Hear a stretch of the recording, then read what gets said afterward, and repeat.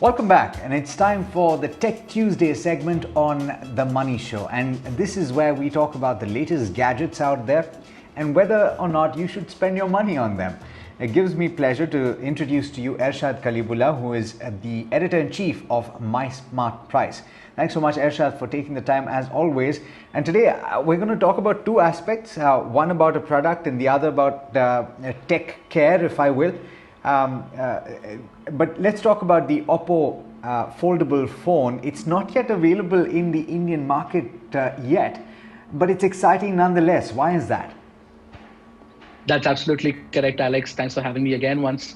The OPPO foldable is basically OPPO's answer to the foldable market, where it's taking on Samsung, right? I mean, currently the reigning champion of foldable smartphones is Samsung with its Samsung Galaxy Z Fold 3 and the Z Flip 3, two phones which were very well received for being extremely polished in their third generation.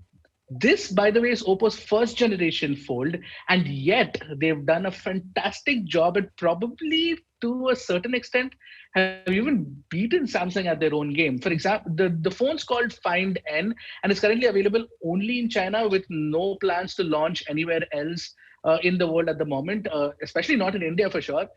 So what this phone does differently, apart from the fact that it's very similar to the Galaxy Z Fold 3 in the sense that you have one outer display which unfolds into a larger display on the inside. It is a smaller form factor. Now, one of the biggest concerns with the Galaxy Z Fold 3, Alex, was the fact that the outer display, which is the display that you see when you take the phone out of your pocket for the first time, was actually a very tall display, right? I mean, that would make interaction with the phone pretty cumbersome. Like for somebody who has pudgy thumbs like me, typing on that screen was very difficult. So invariably, I would have to open the phone up into the inner display and then type, to get out any email messages, WhatsApp, whatever it is, right?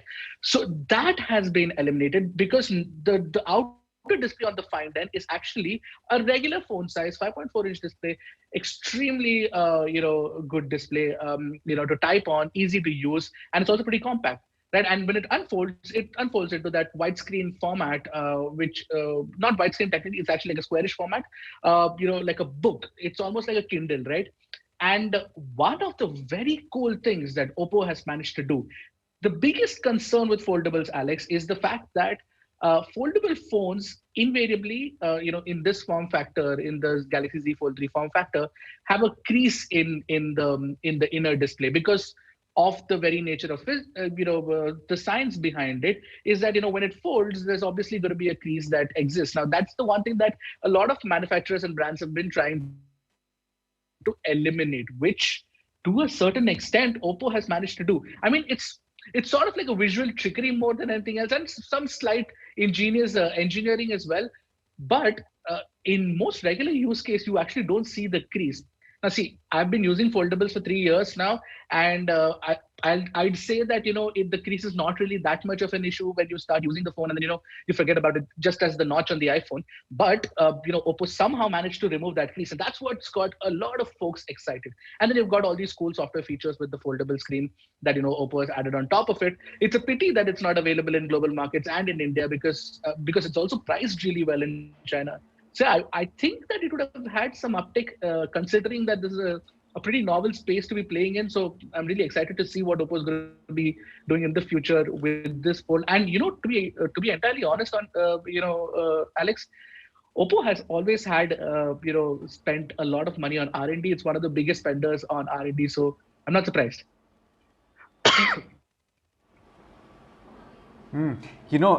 It's interesting that you point out the notch, because I know that you look at that with not a lot of favor on the iPhone. But in terms of size, I understand that this is as compact as the iPhone 13 mini when it's folded, right?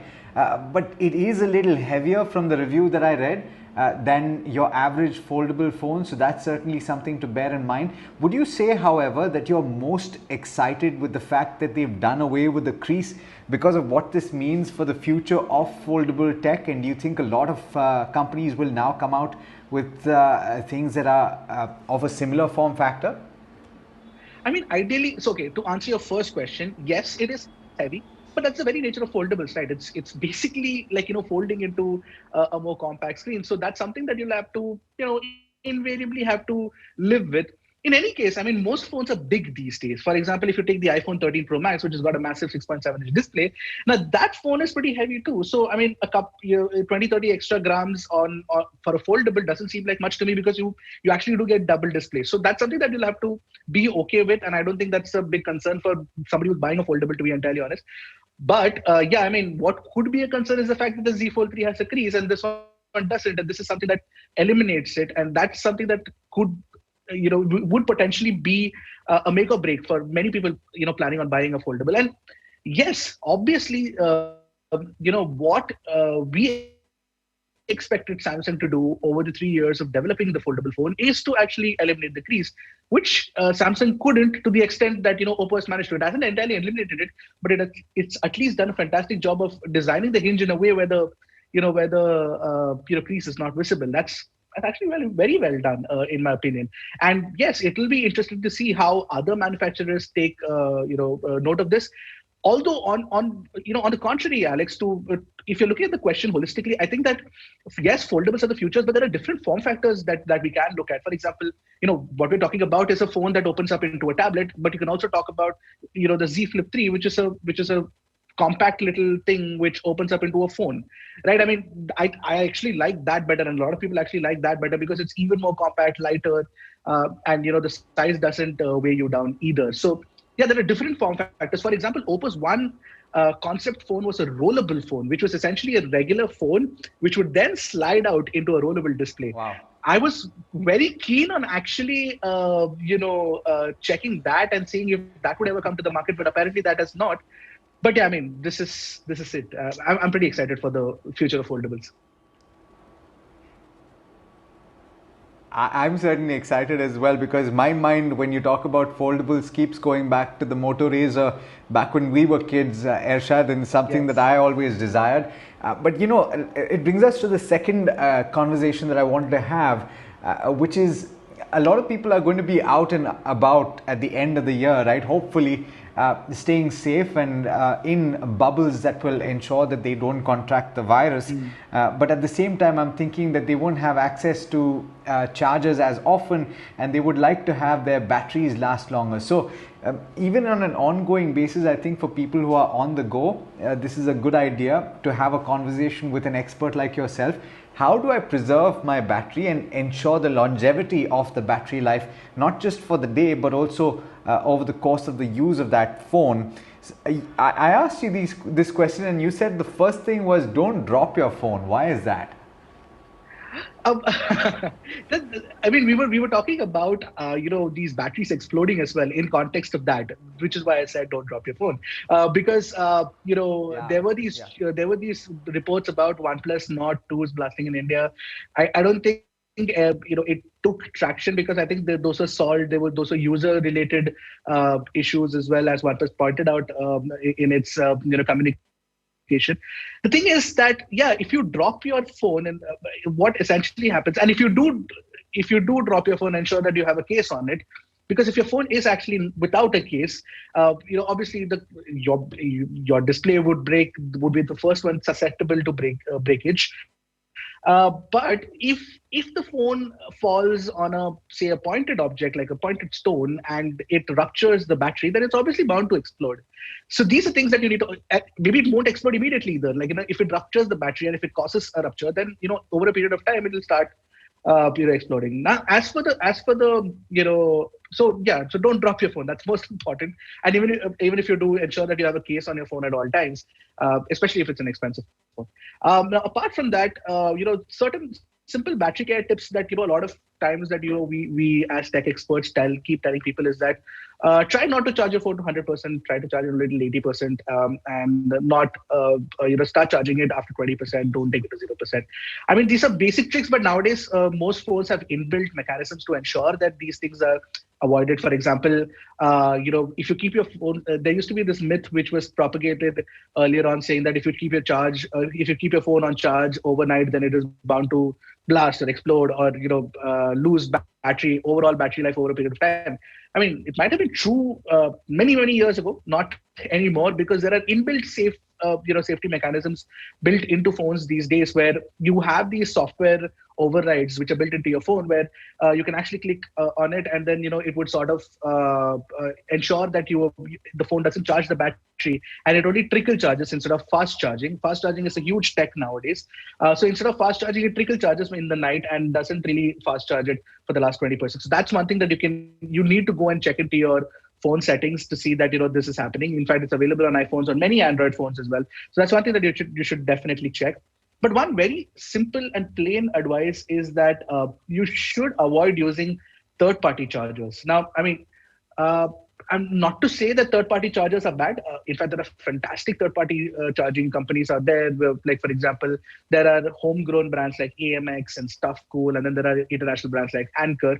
But obviously, these are brands, and you're aware of these brands. But people do buy off-the-road kind of stuff, which generally tend to be slightly more harmful to your batteries. But they might not regulate the current that is flowing into your phone, and things happen. And many of the times, the explosion situations that we've seen are generally ones where people have used aftermarket spares which are not certified by the brand or the manufacturer, and then ended up in some form or the other blasting their phone. So that's another concern. But one of the most important things, Alex, that I need to mention is that don't use your phone in extreme temperatures. Like your phone has and for example, nowadays what happens is that people have the tendency to play a lot of online multiplayer games like PUBG or Fortnite or whatever you have, right? And I see a lot of kids playing games in like peak summer, Delhi summer at 44 degrees, blasting heat, and then they're playing their phone. The phone is also pushing more energy, and therefore it starts heating up as well. Now, when these two factors jump in together, your battery is bound to get hot as well. Yes, there are inbuilt safety mechanisms where the phone would you stop the game immediately when the phone starts getting hot too much. But yeah, you still have to be careful of these things, right? Don't use the phone in extreme temperature. Even in the extreme cold, a lot of people do advise against it. So yeah, these are all the tips and tricks that I can give you, Alex, on battery longevity. Yeah, no, absolutely. I completely get that point. In fact, but just one point that I wanted to ask at the end, which is in terms of the use of power banks. I think to a large extent, a lot of people aren't using it as much as they used to, because I think batteries have also improved. But if someone was to go out and search for one right now, I think there are some really interesting ones that you can use with the iPhone, for example, where you don't need to plug anything in. You just need to put it on top, and then it charges because of the wireless charging, because of the contact charging availability, right? Yeah, the wireless charging. Wireless charging is a huge tech. That's right. But power banks with wireless chargers are rare to find. Power banks generally are wired by default. Xiaomi makes quite a few power banks which are very good. Multiple companies like Anker makes power banks, and you get power banks in varying sizes. And yeah, you're absolutely right in the assessment that people are not using power banks often. Maybe also because they're working from home and they don't really need a power bank, and they might have access to a wire or a wireless charging point. So yes, essentially, I mean, if you're talking about Apple specifically, for wireless charging, you have something called MagSafe, and that's a MagSafe technology. Using MagSafe technology, Apple also sells a battery pack which you can attach to your iPhone, which extends your battery life. But I don't think that is required for the newer batch of iPhones, because the newer batch of iPhones have fantastic battery lives to begin with, because it adds to the girth of the phone, which then makes the phone even fatter. So I don't know if that is absolutely essential or not. But yeah, I mean, power banks are the easiest, safest solutions to charge your phone, and they also have fantastic fail safes built in within the whole electronic board that they have inside. Absolutely. Ershad, thank you so much for joining in. It's been an interesting conversation that spanned, I think, both product as well as tech care. As always, thank you so much for taking the time. No problem, Alex. Thank you. See you again. All right, now that brings us to the end of this edition of The Money Show. It's been an absolute pleasure bringing it to you from the team that put the show together. Thank you so much for watching. Do stay tuned. This is ET Now.